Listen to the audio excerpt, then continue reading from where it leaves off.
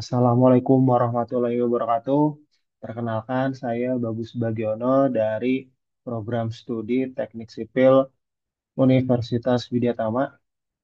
Di sini saya akan memaparkan terkait materi yang berjudul Mutu yang diharapkan dalam suatu proyek, di mana materi tersebut adalah bagian dari perkuliahan pengantar manajemen mutu.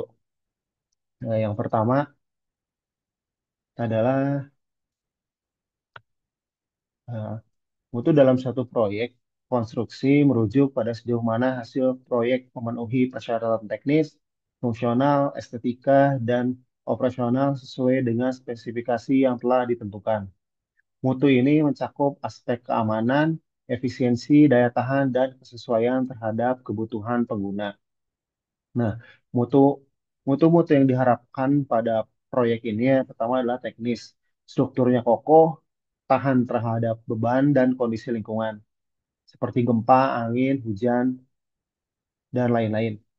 Kemudian fungsional, bangunan atau infrastruktur mampu menjalankan fungsi sebagaimana dirancang atau direncanakan. Kemudian estetika, kesesuaian dengan rancangan arsitektural, termasuk keindahan dan detail.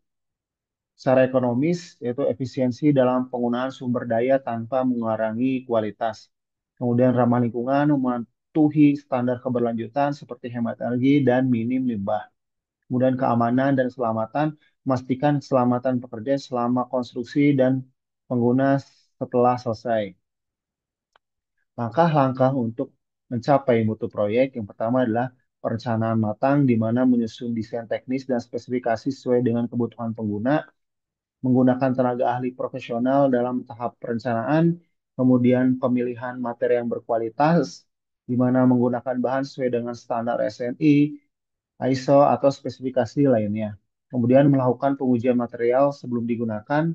Kemudian ada manajemen proyek yang efektif, memastikan timeline, anggaran, dan pelaksanaan sesuai dengan rencana. Kemudian menggunakan metodologi manajemen seperti Vertical Path Method atau CPM atau Agile. Kemudian yang keempat adalah pengawasan dan inspeksi berkala. Itu melibatkan konsultan pengawas atau pihak ketiga untuk memastikan pelaksanaan sesuai dengan spesifikasi. Menggunakan teknologi seperti drone atau software BIM untuk memantau kemajuan proyek. Yang kelima adalah pelatihan dan pengembangan tenaga kerja, di mana pelatihan tersebut untuk memberikan eh, pelatihan kepada kinerja dan memastikan kompetensi yang diterima sesuai dengan yang diharapkan. Yang keenam adalah uji coba dan sertifikasi, melakukan pengujian struktur, misalnya uji beban atau uji gempa. Kemudian mendapatkan sertifikasi layak fungsi. Kendala-kendala yang mungkin terjadi dan solusinya. Pertama adalah kendalanya adalah keterbatasan anggaran, di mana solusinya adalah efisiensi dalam perencanaan anggaran, kemudian menggunakan metode value engineering untuk menekan biaya tanpa mengorbankan kualitas atau menurunkan kualitas. Yang kedua adalah sumber daya manusia yang tidak kompeten. Solusinya merekrut tenaga kerja yang bersertifikasi, kemudian memberikan pelatihan khusus sebelum proyek dimulai. Yang ketiga adalah kendalanya cuaca dan faktor eksternal. Solusinya yaitu menyesuaikan jadwal proyek dengan musim-musim yang ada di Indonesia, kemudian menggunakan perlindungan material dan struktur sementara. Kemudian yang keempat adalah kendala keterlambatan material. Solusinya yaitu menjalin kontrak yang jelas dengan para pemasok dan juga mempunyai cadangan jika pemasok utama itu eh, kehabisan atau ketiadaan dari material. Mengantisipasi dengan stok material cadangan, selain dari pemasok juga stok materialnya harus ada cadangannya. Kemudian contoh dari contoh penerapannya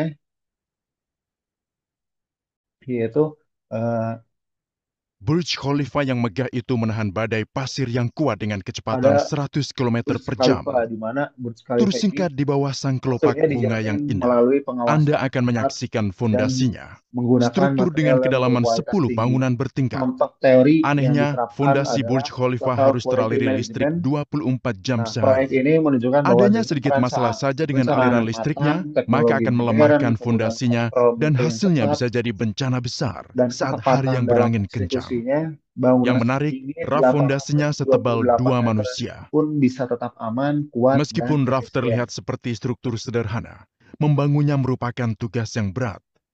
Why? Itu sebabnya para insinyur melakukan pekerjaan ini. Burj Khalifa yang tajam dan tipis. Ini merupakan pengamatan umum bahwa setekan tekanan hidro melawan tarikan gravitasi dengan baik, namun badai pasir. Terima kasih. Sekian pemaparan dari saya. Assalamualaikum warahmatullahi wabarakatuh.